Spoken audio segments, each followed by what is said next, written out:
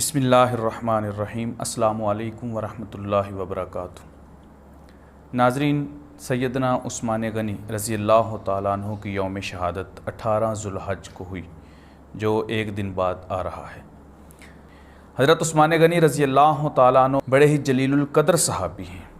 آپ کو بہت سارے اعزازات حاصل ہیں، جن میں ایک اعزاز یہ بھی ہے کہ حضرت عثمان غنی رضی اللہ تعالیٰ عنہ تیسرے خلیفہ راشد ہیں، جن کے بارے میں نبی رحمت صلی اللہ علیہ وسلم نے فرمایا کہ میرے بعد خلفائے راشدین کے طریقے پر چلنا۔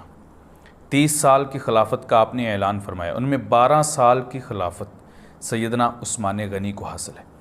حضرت عثمان غنی رضی اللہ تعالیٰ عنہ وہ عظیم صحابی ہیں کہ جنہوں نے اسلام میں سارے صحابہ میں سب سے زیادہ جو ہے وہ اللہ کی راہ میں مال خرچ کیا، اور یہ ان کی خصوصیت ہے۔ جو بدری صحابہ 313 سب کی اجتماعی خصوصیت ہے، ان میں بھی حضرت عثمان غنی رضی اللہ تعالیٰ عنہ کا نام ہے۔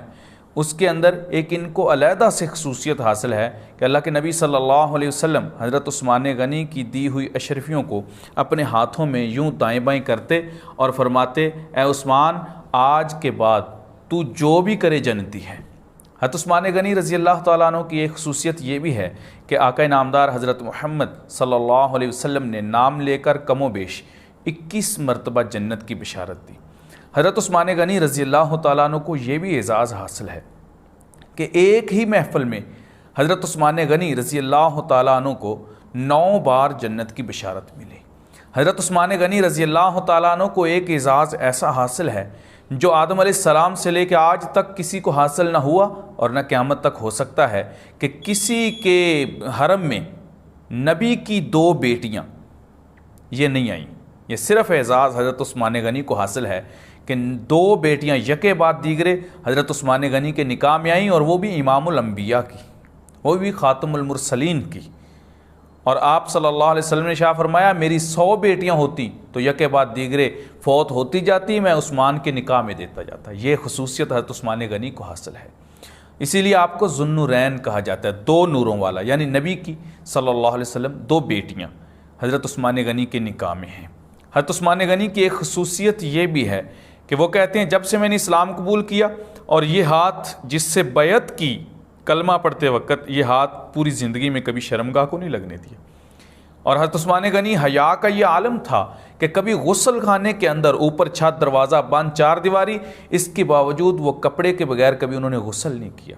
حضرت عثمان غنی رضی اللہ تعالیٰ عنہ جو 2-3 باتیں خود قسم اٹھا کر جو ہے وہ فرماتے ہیں، وہ کہتے ہیں کہ قسم ہے اللہ تعالیٰ کی کہ جب سے میں نے اسلام قبول کیا ہے اور اسلام قبول کرنے کے پہلے، یعنی بعد میں بھی اور پہلے بھی، کبھی بھی میں نے جھوٹ نہیں بولا، اور کبھی بھی میں نے شراب نہیں پی، اور کبھی بھی میں نے بد نظری نہیں کی۔ یہ اعزاز، یہ دعویٰ کون کر سکتا ہے؟ حضرت عثمان غنی رضی اللہ تعالیٰ عنہ کو یہ خصوصیت حاصل ہے کہ حضرت عثمان غنی رضی اللہ تعالیٰ عنہ جو ہے 2 جگہ پر موجود نہیں تھے، لیکن ان کو پھر بھی موجود سمجھا گیا۔ بدر کے اندر موجود نہیں تھے لیکن موجود سمجھا گیا، مال غنیمت میں ملا۔ اسی طرح بیت رضوان میں، لمبا واقعہ تفصیل میں بالکل نہیں جاؤں گا، موجود نہیں تھے لیکن پھر بھی ان کو موجود سمجھا گیا، اور اللہ کے نبی نے اپنے ہاتھ کو عثمان کا ہاتھ سمجھ کے عثمان کی طرف سے بیعت کی۔ یہ اعزاز بھی حضرت عثمان غنی رضی اللہ تعالیٰ عنہ کو حاصل ہے۔ حضرت عثمان غنی کے دور میں 22 لاکھ مربع میل پہ اسلام پھیلا۔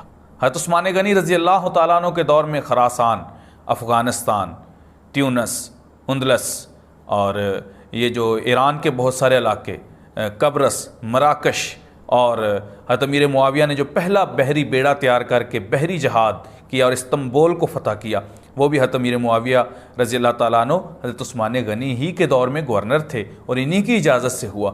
اور اسی طرح اسلام پھیلتا گیا، یہاں تک کہ ہمارے پاکستان کے اندر بنو، ڈیرہ اسماعیل خان، پشاور، اور اسی طرح بہت سارے علاقوں میں جو ہے وہ اسلام پھیلا۔ حضرت عثمان غنی رضی اللہ تعالیٰ عنہ بڑے ہی خوبصورت، بڑے ہی جلیل القدر صحابی، اور ان کی خوبصورتی یہاں تک تھی کہ ایک مرتبہ گھر میں بیٹھے ہوئے تھے تو اللہ کے نبی صلی اللہ علیہ وسلم تشریف لائے، تو حضرت رقیہ اللہ کے نبی کی بیٹی ان کے ساتھ بیٹھی تھی کیونکہ ان کی بیوی تھی، تو آپ صلی اللہ علیہ وسلم نے فرمایا، قسم ہے پروردگار کہ آج تک میں نے اتنا خوبصورت جوڑا نہیں دیکھا۔